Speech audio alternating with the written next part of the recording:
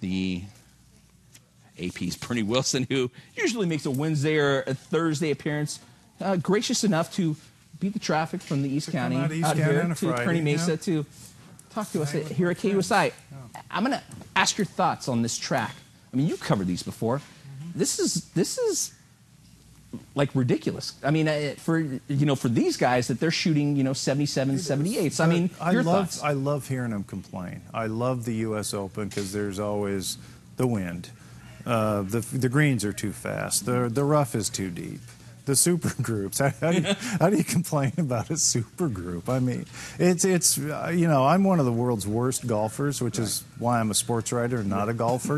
We played together. And we've lost a lot of balls out at Torrey Pines, and after a while you don't even look. I use range balls a lot when I'm driving. I'm that bad because why? If you're going to lose a ball, lose a bad one. I know that gives me up as a thief from stealing range balls, but.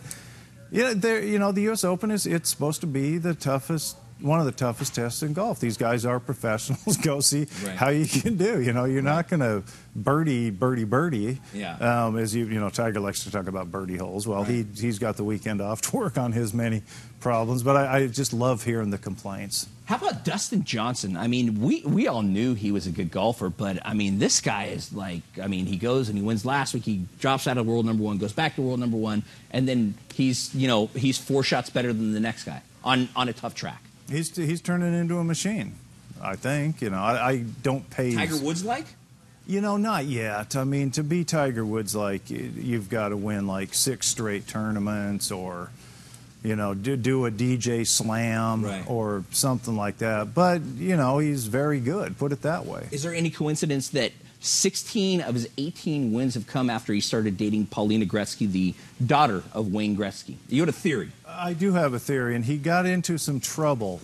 I believe they never said what it was, but it was believed he was suspended for drug use. Right. And I would think that if I covered Wayne Gretzky for 3 seasons, his first 3 with the Kings.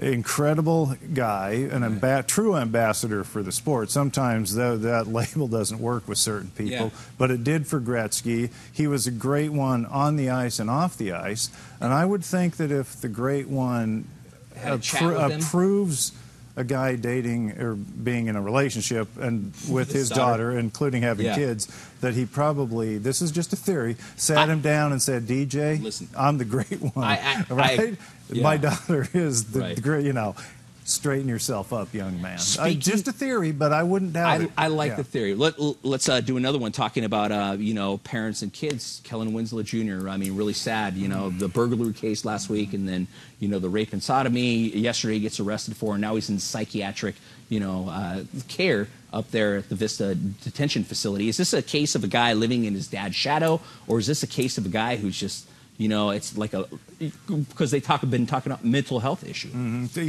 Totally unknown at this point. Obviously, a lot still has to come out. But obviously, he had the famous dad syndrome to deal with from day one. Right. When your dad's a Hall of Fame tight end and you're coming up, the expectations can be cruel. They can be very tough to deal with. Some guys do okay with it. He didn't help his cause when he nicknamed himself the Chosen One and was sort of a load, as they say, once he came into the NFL and he went to the U. And so there was all that stuff. And he really didn't have, one Pro Bowl? One Pro Bowl. That's nice because a lot of guys don't have one Pro Bowl, but it's not exactly a Hall of Fame. Yeah, not exactly living up to your pedigree. So... it's tough, put it that way.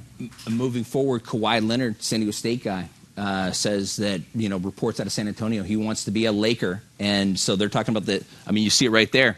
Kawhi, Paul George, and LeBron James. LeBron James' kid is already enrolled at a school in L.A. I mean, is this thing destined to happen? And what do you think about these super teams? That's awesome. I love that picture. Well, as we said earlier, the last great super team was the Beatles. Right.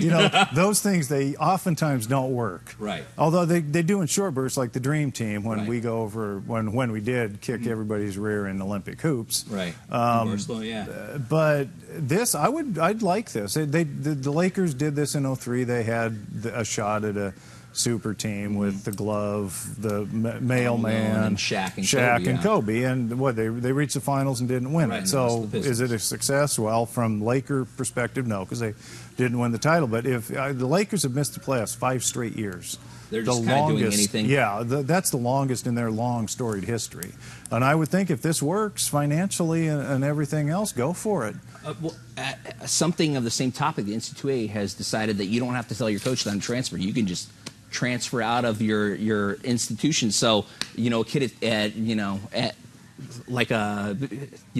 Washington can transfer out of San Diego State and go to Alabama now. I mean, your thoughts on the new transfer rules from the NC2A? These I'm sort of in favor of. I mean, college athletics remains a huge mess. But, if you do request, in the old days, meaning before this rule was instituted, if you went to your coach and requested a transfer, the coach could say no. Yeah. And there have been guys who've done that to kids. And look, situations don't work out. There's hundreds of transfers every year. Right.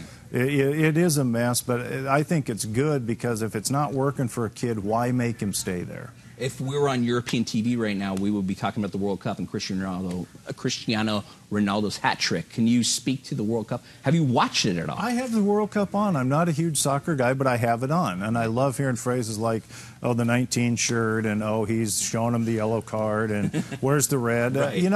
Again, I'm not a huge soccer guy. I know the names. I wasn't aware of the hat trick until later on, but I had the match on, and I was, it's a big first-round game. We got 30 seconds, Teddy ball game, cancer-free. That's got to be a great thing for all of us. Not only cancer-free, but he'll be back in the booth Tuesday night. That's remarkable to go from, not knowing. A bunch of us went over to see him after he did his last game pre-surgery, and he was in a great mood. But at that point, it was unknown. 4 weeks, 5 weeks, who knows post-surgery how it goes. But to have him back that soon is going to be terrific. Well, I'll see you on Tuesday there because I think that's going to be the big story on Tuesday. All right. Awesome. All right. Bernie Wilson. Well, this is what's coming up tonight on the ASR. That is it for the KUSI News at 5 p.m. KUSI News at 6 is next. It's going to be even better than the KUSI News at 5. We'll see you then.